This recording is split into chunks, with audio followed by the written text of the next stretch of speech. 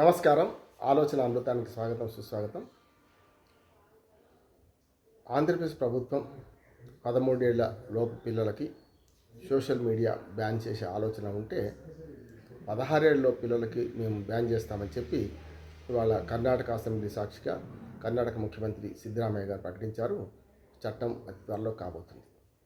అంటే 16 ఏళ్ల పిల్లలకి సోషల్ మీడియా అందుబాటు లేకుండా, ఆ యాప్స్ అన్నీ వాళ్ళకు అందుబాటు లేకుండా నిషేధిస్తారు. వాళ్ళ పేరు మీద అకౌంట్ తెరవడానికి వీల్లేదు. గతంలో ఆస్ట్రేలియా ఈ పని చేసింది. ఆస్ట్రేలియాలో ఫస్ట్ టైం మొత్తం ప్రపంచంలో. ఆ తర్వాత డెన్మార్క్, స్వీడన్ కూడా అంటున్నాయి, కానీ ఇప్పటివరకు సాధ్యం కాదు. ఇప్పటికైతే వాళ్ళు ముందు పెట్టలే.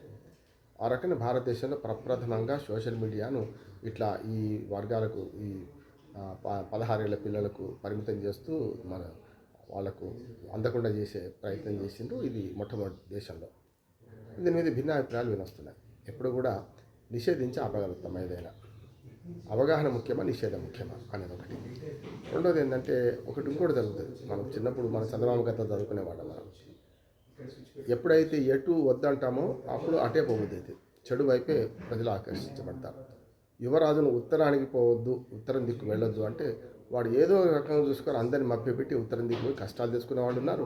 రాజకుమారునికి చూసుకొని పెళ్లి చేసుకొని శుభం కార్డు పడ్డ సందర్భం కూడా చూస్తాయి మనకు. అంటే ఇవన్నీ చూస్తే మనకు అర్థమవుతుంది ఏంటంటే మంచి ఉంది, చెడ్డ ఉంది కదా. రాజు ఉత్తరానికి పోతే నష్టపోయింది ఉన్నది, మరి మన పెళ్ళాన్ని తెచ్చుకునే సందర్భం కూడా చూసాం. అందుకని ఇక్కడ సోషల్ మీడియా నిషేధం అనేది ఆ కారణం ఎందుకు వచ్చింది సోషల్ మీడియాకు అనే దాని మీద మనం చూసుకుంటే రెండు కారణాలు. ఒకటి, చిన్నపిల్లల మెదడు చాలా సున్నితంగా ఉంటుంది. వాళ్ళు డైవర్షన్ అంటే మంచి కంటే చెడు ఎక్కువ నేర్చుకునే అవకాశం ఉంది అనేది ఒక ఆ భావన. అసలు టీనేజ్ పిల్లలు ఏంది, చిన్నపిల్లలే. ఇప్పుడు పాలు తాగే పిల్లలే మన గతంలో చందమామ రావే, జాబిలి రావే అని రాముడి కథలు, చంద్రుడి కథలు చెప్పే పరిస్థితి నుంచి ఇవాళ సెల్ ఫోన్ చేతికిస్తే తప్ప వాళ్ళు పాలు తాగని పరిస్థితి, ఉగ్గు పాలు తాగని పరిస్థితి తయారైంది. అక్కడి నుంచి మొదలుపెట్టి మీరు ఒక ఏజ్కి వచ్చేకల్లా పిల్లలు పూర్తిగా దాని పట్ల అయ్యి చాలా చిన్న పిల్లలు, 10వ తరగతి పిల్లలు తన గర్ల్ ఫ్రెండ్ ఏదో అన్నదని చెప్పి హత్య చేశాడు, చూసినాం మనం.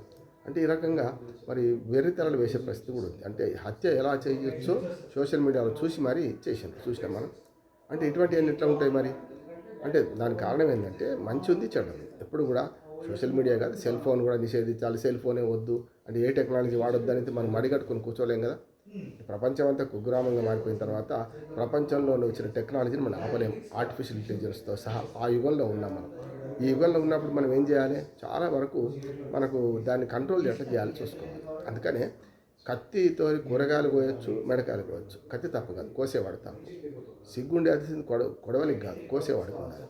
అందుకని న్యూక్లియర్ ఫ్యామిలీస్ అవ్వడము, పెద్దలు లేకపోవడము, మంచి చెడ్డ చెప్పేవాళ్ళు లేకపోవడము, దాంతోపాటు పిల్లలు ఏం చేస్తున్నారో వీళ్ళు చూడకపోవడము, ఇవన్నీ జరుగుతున్నాయి. అందుకనే ఇప్పుడు నిషేధిస్తే దీన్ని కాపాడాల్సింది ఎవరు?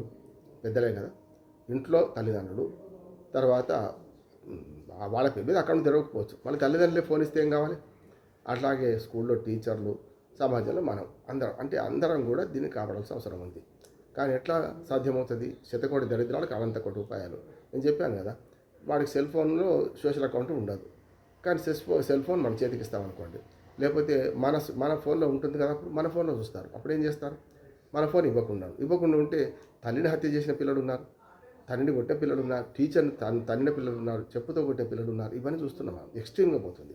కనుక ఏంటంటే నా ఉద్దేశం ఏంటంటే ఏ కంటెంట్ చూడాలి, ఏ కంటెంట్ చూడొద్దు.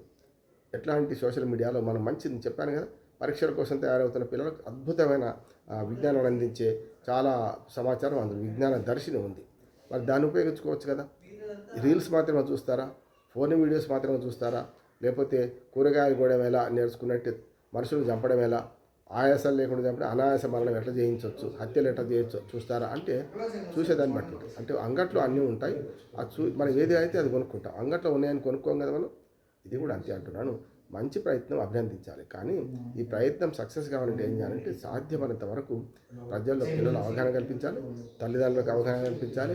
ఎప్పుడైనా సరే ఏ చట్టమైనా సరే చట్టుబండలు ఎప్పుడైతుంది? చట్టం అమలు 90% మంది ఆమోదిస్తే అది చట్టం అమలవుతుంది.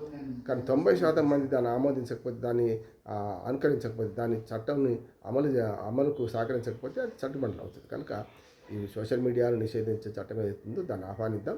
16 సంవత్సరాలే సరి అయింది అనుకుంటున్నాను నేను. 13 అనేది తక్కువ. 16 సంవత్సరాలు అయితే కరెక్ట్ అంటున్నాను. కానీ 13 అని ఎందుకు ఆలోచిస్తుంది ఆంధ్రప్రదేశ్ గవర్నమెంట్ అంటే 10వ తరగతి పిల్లల నుంచి కొంత వాళ్ళకి పని పడుతుంది కదా. అంటే హై స్కూల్లో వాళ్ళకు విజ్ఞానం నేర్చుకోవడానికి హోంవర్క్ కానీ ఇతరత్ర కొన్ని థీసిస్ రాయడానికి కానీ కొన్ని మన ప్రయోగాలు చేయడానికి కానీ ఇవన్నీ అవసరం పడతాయి కదా అనే మాట అనుకుంటున్నట్టుంది. కనుక ఇప్పటికైతే కర్ణాటక 16 ఏళ్ళకు పరిమితం చేసింది. అది చట్టం రావాల్సింది. ఇంకోటి ఏంటంటే దేశవ్యాప్తంగా రావాలంటున్నాను నేను. ఓన్లీ 1-2 రాష్ట్రాలైతే లాభం లేదు. ఏదైనా కొన్నిసార్లు ఒక ప్రయోగం చేద్దామంటే ఉదాహరణకు పొలాల్లో ఎలుకల నిర్మూలన ఉందనుకోండి. ఎలుకల నిర్మూలనకు ఒక రైతు మాత్రం తీసుకుంటే లాభం లేదు. మొత్తం సామూహిక ఎలుకల నిర్మూలన చేయాలి. అప్పుడు అందరూ దాన్ని ప్రయత్నం చేయాలి. మాదక ద్రవ్యాలు ఉన్నాయి, ఒక దేశమో రాష్ట్రమో నిషేధిస్తే లాభం లేదు. మొత్తం ప్రపంచమంతా దానికి అనుగుణంగా చేయాల్సిన అవసరం ఉంది. ఇవన్నీ ఉన్నాయి కనుక ఇవాళ కర్ణాటక ప్రభుత్వం చేస్తున్న కృషిని అభినందిస్తూనే దీనికి మార్గాలు ఎన్నో ఆ మార్గాలు తెలుసుకోకుండా వెళ్ళాల్సిన అవసరం ఉన్నది. సోషల్ మీడియాను కంట్రోల్ చేసే క్రమంలో తల్లిదండ్రులు, పాఠశాల, స్కూలు, టీచర్లు అట్లాగే సమాజం కూడా వాళ్ళకు వేరే ఎంగేజ్ చేయాలి. అంటే దానికి బదులుగా వేరే ఎంటర్టైన్మెంటు, వేరే వాళ్ళకు ఆసక్తి గల కథలు చెప్పడము అట్లాంటివి చేయాల్సిన అవసరం ఉంది. మళ్ళీ వెనకటి న్యూక్లియర్ ఫ్యామిలీస్ తీసుకురాలేం, కానీ ఉన్నంతలో వాళ్ళకు ఈ వేరే ఎంగేజ్ చేస్తే కొంతవరకు ఈ సోషల్ మీడియాను వినియోగించకుండా అవుతారు. తర్వాత నేర్చుకునేది మాత్రం ఉంటే వాళ్ళ పిల్లలు తల్లిదండ్రులు, టీచర్ల దగ్గరుండి దానికి అవసరమైన ప్రయోగాల కోసం ఈ సోషల్ మీడియాను వాడి అవసరమైతే ఆర్టిఫిషియల్ ఇంటెలిజెన్స్ వాడి చేసే ప్రయత్నం చేయాలి. చూద్దాం ఏం జరుగుతుందో.